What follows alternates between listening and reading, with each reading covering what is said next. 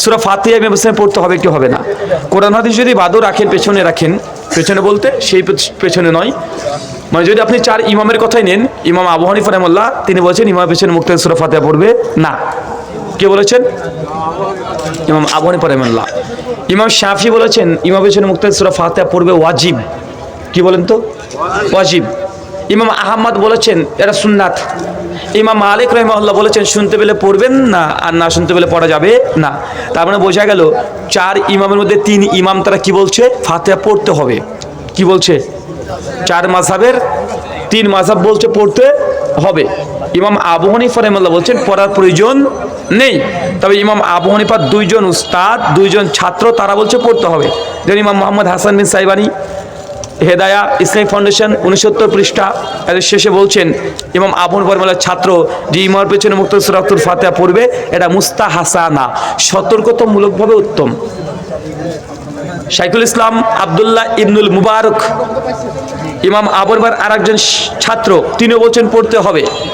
ইমাম আবু হানিফার উস্তাদ আতা বিন আবি রওবা তিনি বলছেন পড়তে হবে। দলিলগুলো কোথায় পাবেন? জামে তিরমিজি হাদিস না 311 আলোচনা সহ দেখে নেবেন।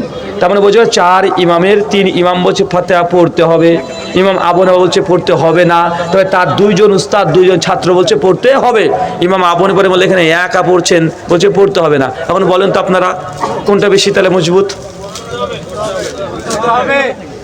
কিন্তু হুজুর যে বলছে আরে ইমামের পেছনে নামাজ পড়ছি, ইমামের যা নিয়াত আমারও তাই নিয়াত, আল্লাহু আকবার।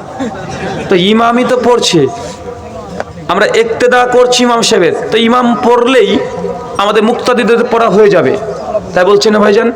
কারণ ইমামের তো ইক্তেদা করছি আমরা, তো ইমাম ফাতিহা পড়ছে আমরা কেন পড়বো? সমস্ত কিছুতে ইমামকে আমরা দায় দিয়ে দিয়েছি। এই বলে সমাজে আমাদের সূরাতুল ফাতিহা পড়ে না। চাচা ইমামকে দায়িত্ব দিয়েছেন, আপনি কি দায়িত্ব দিয়েছেন বলেন তো?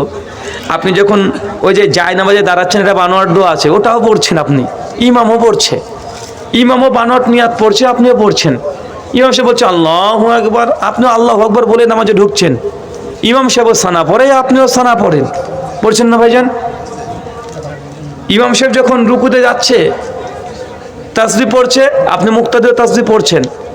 ইমাম সাহেব সামি আল্লাহু লিমান হামিদা বলছে, আপনি রাব্বানা নাকাল হামদ বলছেন।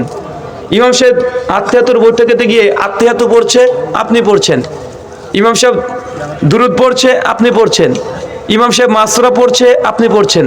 ইমাম সাহেব আসসালামু আলাইকুম রাহমাতুল্লাহ বলে সালাম ফিরাচ্ছে, আপনি ওই সালাম দিয়ে বলছেন। তো ইমামকে আপনি কোন দায়িত্ব দিলেন রে ভাই? যে ফাতিহার দায়িত্ব দিয়েছেন, ফাতিহা এত ভারী, হ্যাঁ সবই আপনি ইমামের পেছনে করছেন, কোনটা বাদ দিয়েছেন? সবই তো বাদ দিচ্ছেন না, সবগুলো করছেন। তো ফাতিহা কি দোষ করলো রে ভাই?